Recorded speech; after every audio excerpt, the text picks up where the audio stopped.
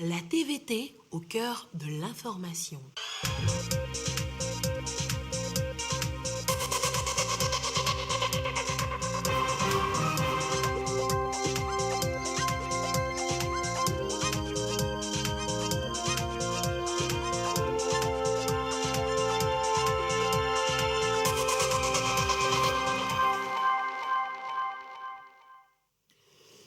Bonsoir à tous, merci de votre attention. L'actualité ce soir, c'est Wezou, il est né. Wezou, c'est le programme national d'accompagnement de la femme enceinte et du nouveau-né. Il vient d'être lancé par le gouvernement. Wezou, mode d'emploi, ce sera le dossier de cette édition. La justice togolaise évoquée aussi ce soir, la justice togolaise vue par le président de la Cour suprême. Le tableau n'est pas élogieux. Le président Abdoulaye Yaya a invité la presse pour pousser un coup de gueule. Vous allez l'entendre dans cette édition. Et puis, et si on commence par en parler dès maintenant, la rentrée scolaire, si loin, si proche, le 20 septembre, c'est dans moins d'un mois. Qui veut voyager loin menace sa monture, vous l'auriez compris. Voilà, madame, monsieur, le sommaire, bienvenue. Voici le 20h. De la parole aux actes. Le Conseil des ministres en a parlé hier. C'est fait. Wezou est né. Wezou, c'est le programme national qui va désormais accompagner nos femmes, nos sœurs, nos mamans, nos épouses enceintes et les nouveau-nés. La cérémonie de lancement, les temps forts, c'est avec Yata Ratem. Une grossesse, un centre de santé et un suivi adéquat. Wezou, une solution pour la santé de la mère et du nouveau-né. Selon l'enquête démographique de santé au Togo, la mortalité maternelle est passée de 478 en 1998 à 401 en 2014 pour 100 000 naissances vivantes et la mortalité néonatale de 40 en 1998 à 27 en 2014 pour 1000 naissances vivantes. Wezou va permettre de réduire les taux de mortalité maternelle et néonatale. Aujourd'hui, le programme Wezou, qui embrasse toute femme enceinte sur le territoire togolais, va permettre d'améliorer la prise en charge, de prévenir les complications, d'où l'importance des consultations prénatales et donc réduire le frais financier d'accès aux soins de santé.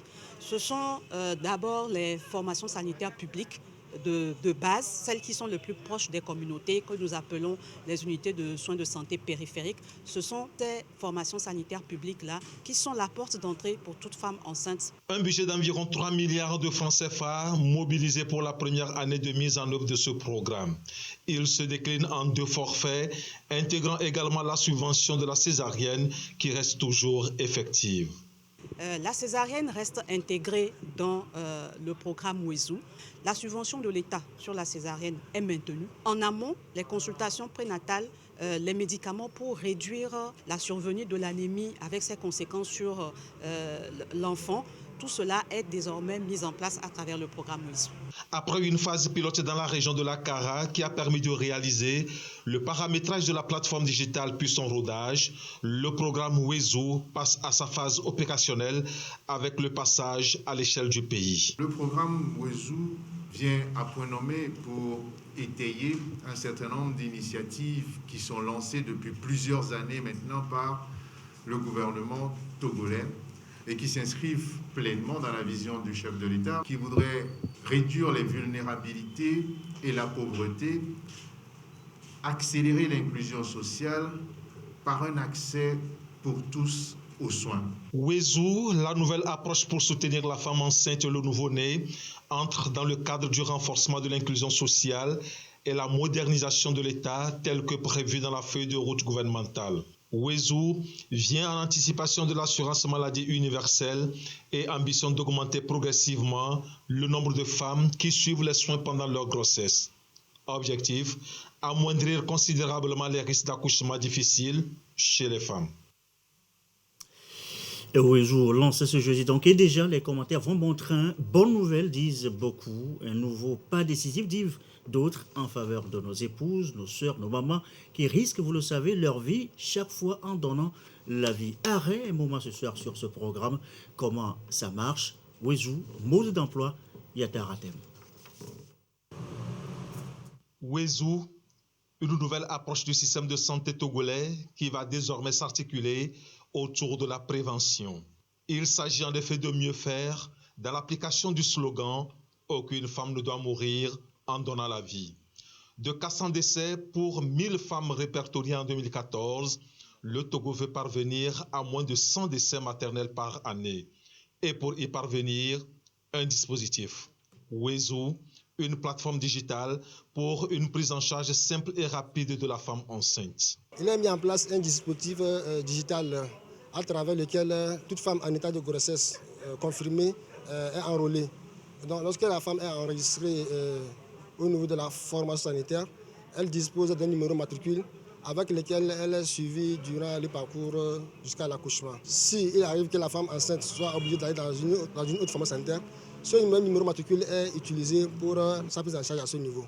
Premièrement suivi dans une unité de soins périphériques et que son état nécessite une prise en charge au niveau de l'hôpital, elle est référée par le système au niveau de l'hôpital et avec ce même numéro matricule, elle peut bénéficier des soins qui sont pris en charge à ce niveau, notamment la prise en charge de la césarienne.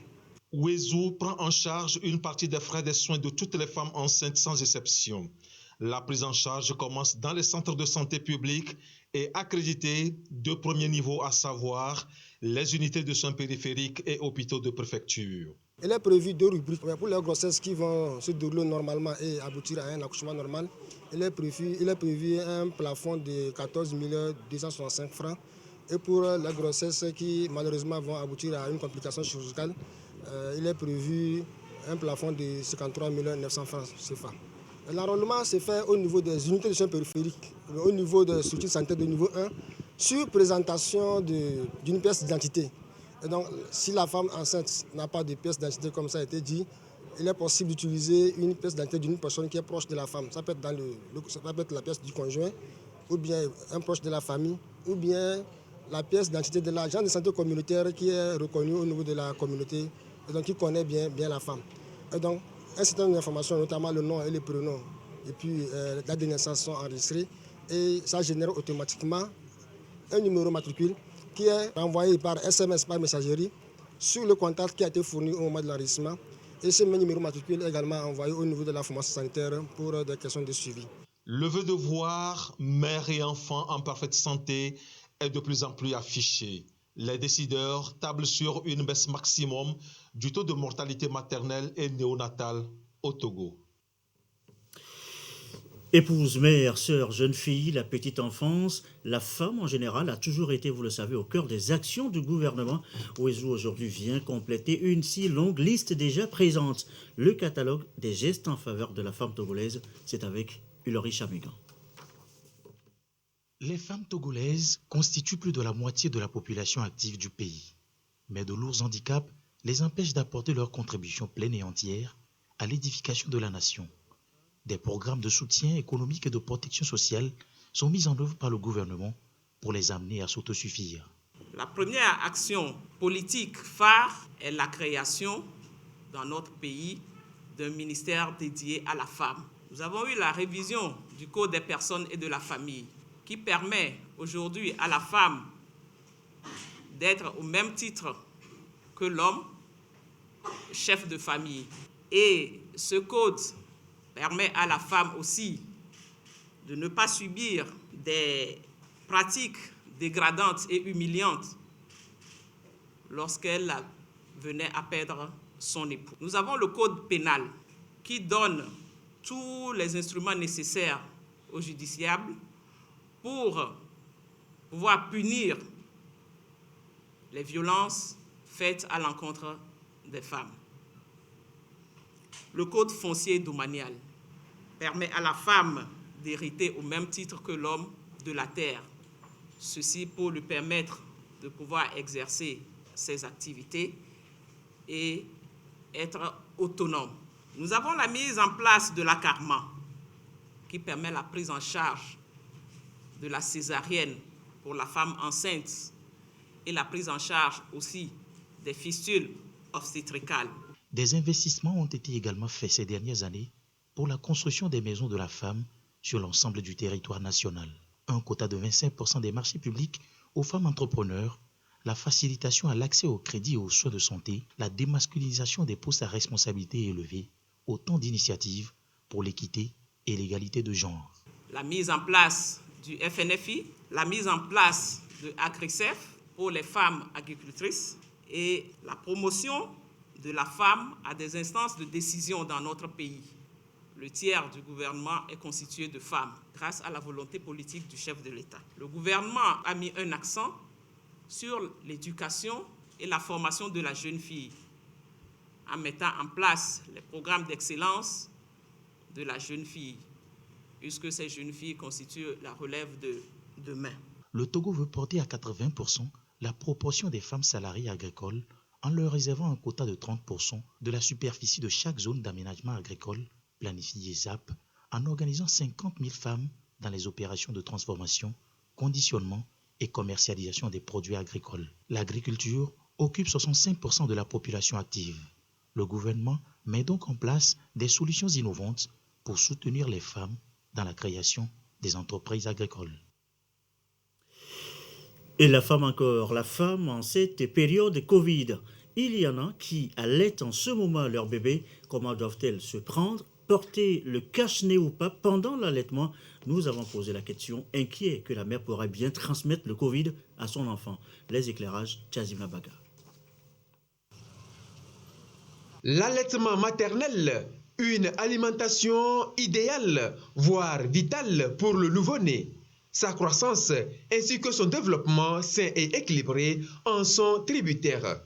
Selon l'OMS, près de 800 000 nourrissons perdent la vie chaque année faute d'allaitement maternel. L'OMS recommande de ne pas interrompre l'allaitement en cette période de pandémie du coronavirus. Vu que le virus ne passe pas dans le lait maternel, il est vivement conseillé d'allaiter les enfants durant cette pandémie. Avec les bienfaits donc, de cette alimentation, l'enfant pourra même avoir son immunité renforcée et, n'est-ce pas, être à l'abri donc, de cette pandémie. Depuis le début de la pandémie du coronavirus, le Togo a déjà enregistré 418 cas confirmés de Covid-19 chez des enfants de 0 à 4 ans. Malheureusement, 3 ont perdu la vie. Le mal n'épargne donc personne, d'où la nécessité de protéger ces êtres fragiles pendant les séances d'allaitement maternel. Ce qui est important avec la pandémie, c'est le respect des mesures barrières. Avant d'allaiter l'enfant, il faut laver ses mains, le port donc, des masques. Il faut éternuer donc, n'est-ce pas, dans le coude, dans le grand public. Et elle doit également s'écarter un peu pour pouvoir s'occuper de l'allaitement donc, de son enfant. Éviter de donner les enfants à tous les visiteurs qui viennent peut-être à la maison. Donc, il faut que la maman seulement s'occupe donc, de cet enfant. Ou du moins que si quelqu'un va s'occuper de l'enfant, on soit sûr qu'elle n'est pas infectée. Et au cas où c'est la maman elle-même qui est infectée, pas de panique, rassurent les professionnels de la santé néonatale. Elle peut toujours allaiter. Cependant, 2 cas de figure doivent être pris en compte. La femme infectée par la Covid-19 n'est pas dépendante donc d'un appareil pour pouvoir respirer. Cette dernière peut continuer par allaiter son enfant, mais en respectant les mesures barrières. Il faut aussi éviter de porter le masque à l'enfant. Si la maman a des difficultés respiratoires, elle a besoin donc d'une assistance respiratoire, elle doit presser le lait dans un bocal qui sera donné à une tierce personne qui va s'occuper de l'alimentation de ce bébé. Respecter les gestes barrières et surtout se faire vacciner. Les femmes allaitantes n'ont pas de crainte à se faire à ce sujet. Elles sont même vivement conviées à se faire immuniser contre le Covid-19. Aujourd'hui, les études n'ont pas trouvé d'effet délétère sur le nouveau-né lorsqu'on vaccine la maman. Ce qui voudrait dire qu'une femme qui allaite peut se faire vacciner sans toutefois avoir des inquiétudes par rapport à des conséquences néfastes sur la santé de son enfant. Nous encourageons les femmes allaitantes d'aller se faire vacciner pour éviter de faire les formes graves. Les femmes allaitantes à l'honneur en début du mois du 1er au 7 août 2021. L'événement, la Semaine mondiale de l'allaitement maternel. Le thème choisi cette année est « Protéger l'allaitement maternel, une responsabilité partagée ». En somme, une invite à tous les acteurs, femmes, conjoints, personnel médical et pouvoir public à soutenir, à encourager et à promouvoir ce geste qui, au-delà de la simple nutrition, chez le nourrisson apporte l'amour, la tendresse infinie et la vie aux différents bébés. Et dans la foulée, on va justement évoquer la vaccination, un geste d'amour pour le pape, un acte de raison pour les intellectuels, se protéger et protéger son entourage. Comment le message est reçu sur le terrain? Eh bien, une de nos équipes a encore fait le constat ce jeudi à Adétikop et dans Agoué, un reportage de Sandra Ziagui. Bruno, comptable de profession, reçoit enfin sa deuxième dose de vaccin Pfizer en complément de la première, celle d'AstraZeneca. Deux vaccins aux noms différents, mais au fonctionnement identique. Pour le sexagénaire, l'étape du doute est passée depuis. Dès que la nouvelle est sortie, que ceux qui ont pris AstraZeneca première dose peuvent prendre la deuxième dose avec le vaccin Pfizer, je me suis présenté, je fais confiance aux autorités sanitaires. Je me demandais quand est-ce que ça va arriver. Avec ma patience, j'ai pris ma dose. Je n'ai pas d'inquiétude. Ils sont plusieurs à prendre d'assaut les centres de vaccination ainsi que les vaccinodromes pour compléter leur première dose d'AstraZeneca. Beaucoup font donc fi des rumeurs et autres appréhensions pour se faire immuniser. Depuis avant-hier, nous avons eu le message qu'on peut vacciner Pfizer comme deuxième dose. On a des affluences, la population n'a pas hésité puisqu'on leur a rassuré que les deux vaccins, c'est les mêmes effets qu'ils ont. Ils sont là, ils affluent encore. Du CMS à Goué en passant par le CMS à Adétikop, l'on se mobilise pour la dose unique Johnson & Johnson. Rosalie, elle, s'est décidée enfin de se vacciner après avoir vécu une expérience douloureuse. Je n'avais pas voulu me faire vacciner, mais un membre de ma famille a été contacté par le corona. Et ayant vu sa situation, j'ai décidé d'aller me faire vacciner pour me protéger. J'avais peur de faire le vaccin et j'avais peur aussi de ne pas le faire, compte tenu de ce que disent certaines personnes. Surtout quand on a dit que Johnson a servi une seule dose, c'est ça qui m'a beaucoup motivé.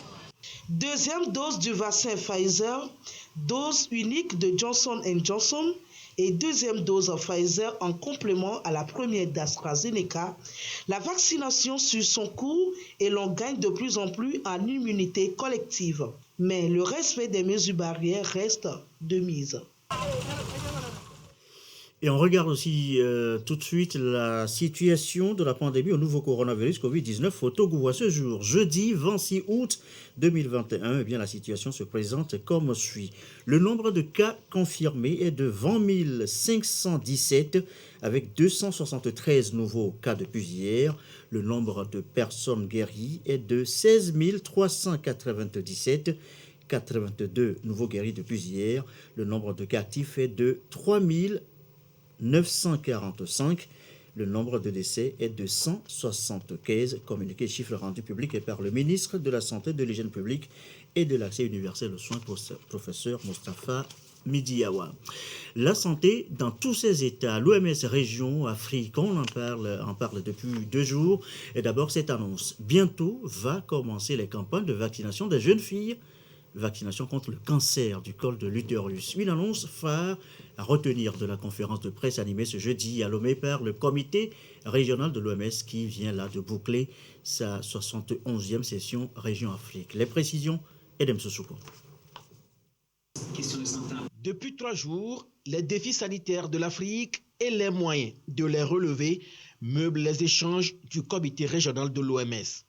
C'est à la faveur de sa 71e session qui se tient par visioconférence. Le Covid-19 a imposé cette option. L'épineuse question de la disponibilité et de l'approvisionnement des vaccins a été posée, ainsi que le budget et les financements des interventions sanitaires. L'idée est de permettre à tout le continent africain de disposer d'une réponse efficace contre le Covid-19 et d'éventuelles crises sanitaires. Le Togo, qui assure la présidence du comité, a présenté aux professionnels des médias africains en ligne et en présentiel les mesures urgentes prises face au Covid-19 et l'évolution de la campagne vaccinale. Les cas graves admis dans nos centres de prise en charge sont surtout chez des gens non vaccinés. Depuis quelques mois, depuis le mois de mars, nous avons lancé la vaccination. Et cette vaccination, aujourd'hui, nous avons eu à utiliser de l'AstraZeneca avec 416 000 doses qui ont été mises à notre disposition. Et nous avons aujourd'hui 146 000 personnes qui ont eu les 2 doses d'AstraZeneca. Il y a 123 000 personnes qu'on est en train de vacciner avec du Pfizer à partir d'aujourd'hui même. Et nous avons eu à disposition 400 000 doses de Sinovac et nous avons commencé par administrer ce vaccin aux populations estudiantines. Et aujourd'hui, on a 27 000 personnes qui ont eu la première dose et 11 000 qui ont eu les 2 doses de Sinovac. Et nous avons à disposition à peu près 300 000 doses du vaccin Pfizer.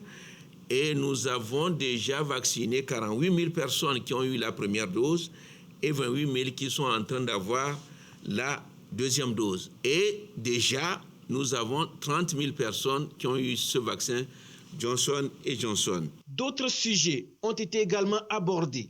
Les travaux ont permis de relever que l'Afrique a pratiquement gagné la lutte contre la poliovirus sauvage.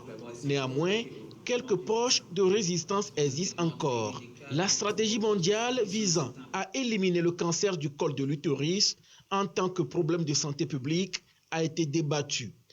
Le vaccin pour lutter contre le cancer du col sera aussi subventionné pour que les pays puissent avoir accès à tous ces vaccins de façon pratiquement gratuite. À partir de 9 ans, ces jeunes filles doivent être vaccinées et on les suit. Ce cancer est le deuxième, le plus répandu chez les femmes en Afrique. En 2020, plus de 112 000 femmes en Afrique sont mortes de ce cancer. Il est précisé que la lutte contre le Covid-19 ne doit pas faire perdre de vue les autres maladies qui menacent la santé des populations. Le Togo compte démarrer bientôt des sessions de rattrapage de vaccination contre notamment la tuberculose. Autre sujet qui concentre l'attention dans l'actualité du jour, c'est la justice togolaise. La justice togolaise, vue par le président de la Cour suprême, l'état des lieux dressé n'est pas élogieux. Le président Abdoulaye Yaya crève l'abcès. Nous reviendrons sur le compte-rendu de ce sujet en préparation. Le reste de l'actualité avant le sport, demain n'est pas la veille, mais déjà on en parle. La rentrée, c'est maintenant dans moins d'un mois.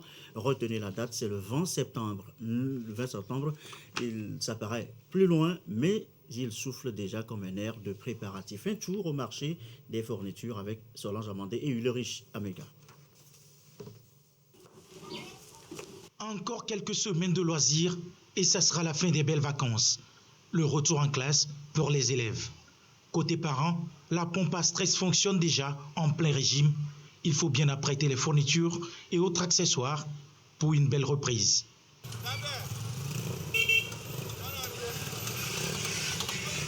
Déjà dans les marchés, sur les étalages attendent cahiers, crayons, gommes et bien sûr leur prix. Je me prépare à temps pour que, à la veille, que je ne sois pas déçu. Parce que des fois, quand tu ne te lèves pas tôt, après, c'est que les enfants vont rentrer sans les fournitures. Cette année, je me suis dit, il faudrait que je me lève très tôt pour pouvoir payer petitement les cahiers, les couvertures et les fournitures scolaires pour mes enfants. Et ça, je suis venu, j'ai vu que le prix s'est élevé. Je n'ai pas pu payer toutes les choses. J'ai payé le minimum. Des lève-tôt qui ménagent déjà leur monture, mais pas encore assez pour occuper vraiment les commerçants. Un peu désœuvrés pour le moment. Depuis matin jusqu'à 11h, c'est maintenant que la dame est venue payer la couverture kaki. Et pour le moment, c'est un qui vient. On a déjà acheté les marchandises et tous les cahiers, les cartons de cahiers, les règles, tout. Mais pour le moment, les parents ne viennent pas parce que les choses sont chères. Les cahiers, les cartons de cahiers qu'on payait à 14 000, 15 000 là, sont revenus à 20 000, 19 000. Le cahier carton chez nous, c'est à 18 000. Si l'État pourrait nous aider à diminuer les articles pour que les parents Et ceux qui revendent aussi peuvent acheter les choses facilement. Pareil pour cette dame qui avance elle aussi peu à peu pour amortir ses dépenses. J'ai trouvé un peu d'argent et je me suis dit je vais venir payer les cahiers. Mais ce que j'ai remarqué sur le marché, les choses sont très chères, très chères. Le paquet de cahiers qu'on payait 800 avant est devenu à 900, à 1000 francs. On ne peut pas attendre puisqu'on ne sait pas, on n'est pas sûr qu'on va diminuer ou bien on va encore augmenter. On espère que le prix diminue, on vient payer le reste. Préparatif rentrée scolaire, c'est aussi le kaki.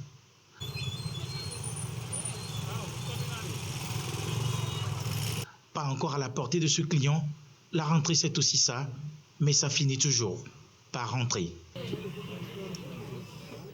Il est 20h26, l'autre rendez-vous dans cette édition, comme chaque jeudi, c'est avec M. Jean Kofi et Dédi. Bonsoir Jean. Bonsoir Jason. Alors, sport et Kigali, direction Kigali, Rwanda, la capitale rwandaise qui accueille l'événement, le championnat d'Afrique de basketball. Tout à fait, Jason. Et on dirait encore Afro Basket, la compétition qui à sa 30e édition retient l'attention des dirigeants du basketball togolais. Et quelle appréciation font-ils du déroulement de ce championnat continental? Élément de réponse à travers ce sujet commenté par Afflip Johnson. L'édition 2021 ou la 30e du championnat d'Afrique de basketball regroupe 16 nations. Initialement prévue du 17 au 29 août, la compétition a finalement démarré le 24 août et prendra fin le 5 septembre, un décalage dû à la pandémie du coronavirus. Organisée par la FIBA Afrique, l'Afrobasket est une vitrine à travers laquelle les joueurs du continent pourront se vendre cher sur le marché de transfert. Et déjà, les empoignades de la première journée de la phase de groupe laissent entrevoir une compétition pleine de suspense. Les équipes qui participent sont pratiquement celles qui ont joué la Basketball Africa League d'il y a quelques mois. Et on retrouve à peu près les mêmes schémas des équipes. Et aujourd'hui, on est sûr que les participants, les joueurs qui jouent cette compétition ont la carrure qu'il faut. C'est des gens, pour la plupart, qui jouent vraiment à l'extérieur. C'est une Coupe des Nations. C'est vrai que la pandémie n'a pas permis aux équipes de se préparer comme il faut, mais je pense quand même qu'il y a de la matière. La compétition va être alléchante, même si elle ne l'est pas encore. Ce rendez-vous continental n'a pas vu la participation du Togo, mais là, la raison est toute simple. Les éliminatoires ont été joués pendant un certain moment.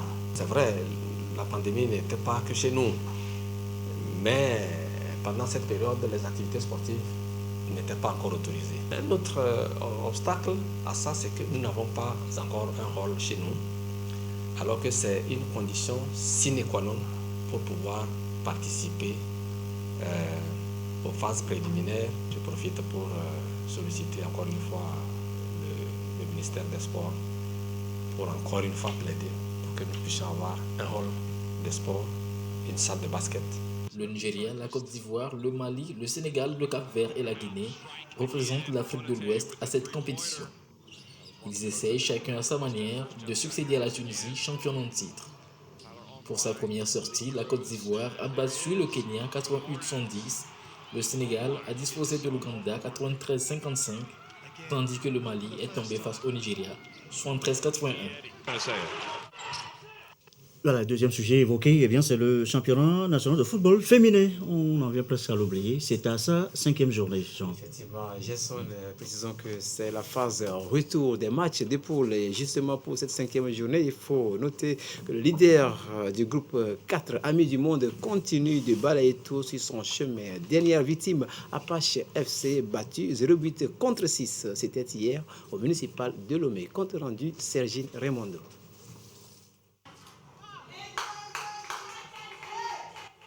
9 buts encaissés contre 0 à l'aller, Apache FC a su limiter les dégâts pour cette phase retour, toujours contre le même adversaire, Amis du Monde. Et pour cette fois-ci, 6 buts concédés face à la bande à Nathalie Badaté, la capitaine. Auteur d'un doublé lors de la 4e journée face à Atleta FC, Nathalie enchaîne avec un triplé au cours de cette 5e journée, dont 2 buts sur coup franc. Azinogo Akouvi, Doglirifela et Animaka Akuto lui emboîtent le pas et portent le score à 6-0. La machine Amie du Monde, bien huilée, reste sur sa bonne lancée. On a confiance l'une en l'autre et du coup on est aussi toujours ensemble, on joue ensemble, on s'entraîne ensemble et ça a été un peu plus facile.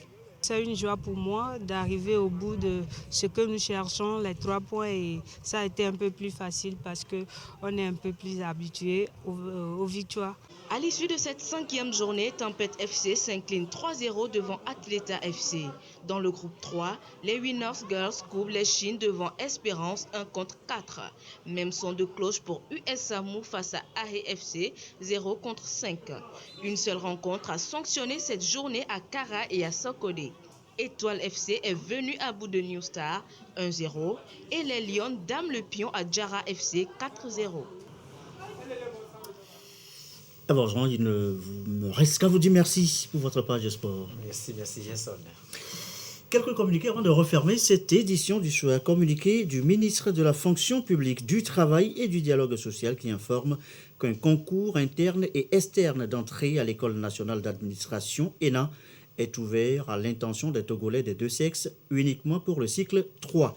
Les dossiers de candidature doivent être déposés à Lomé et à Kara, à l'École nationale d'administration et à la Direction régionale du travail et des lois sociales de Kara, respectivement à compter du 30 août 2021.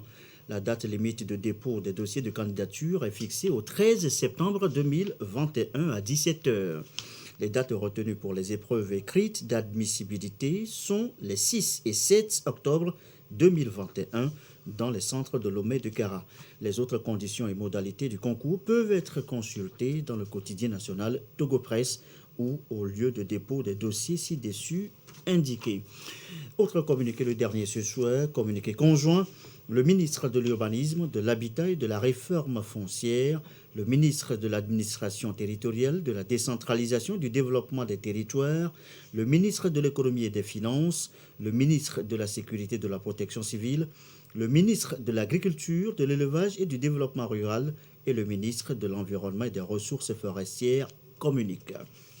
Dans le cadre de la mise en œuvre du décret du 31 juillet 2019 portant expropriation pour cause d'utilité publique d'un site de la vallée du Zio, il sera procédé à une analyse exhaustive des documents relatifs aux parcelles de terrain circonscrites dans le périmètre de la dite zone. À cet effet, les propriétaires et acquéreurs fonciers dont les plans parcellaires collectés ne sont pas établis en coordonnées universelles transverses, en coordonnées universelles, code transverse et Mercator, c'est en anglais, sont priés de bien vouloir compléter leur dossier par des plans établis suivant ces coordonnées. Le dépôt des plans parcellaires conformes aux normes UTM dans les préfectures d'Aguenivé, du Golfe et des Lacs prendra impérativement fin le 30 septembre 2021 au plus tard. Par ailleurs, il est rappelé à l'attention de toute la population que l'entreprise et la poursuite des travaux de quelque nature que ce soit sont interdites sur le dit site. Tout contrevenant s'expose à la rigueur de la loi communiquée et conjoint qui met donc fin à cette édition. Mais d'abord, notez ce rendez-vous puisque ça continue l'antenne. Après, nous sommes le dernier jeudi du mois et tout à l'heure, à partir de 21h, vous suivrez notre magazine, votre magazine, Le Togo en marche, le Made in Togo et le consommé togolais local. C'est bien ça le sujet autour duquel Pierre Soussoupo et ses invités vont s'entretenir. Rendez-vous donc tout à l'heure à 21h. Et ceci referme ce journal. Merci à vous qui nous suivez ce soir et particulièrement à Pligou dans le temps jouaré. Comme d'habitude, toujours fidèlement. Très belle soirée.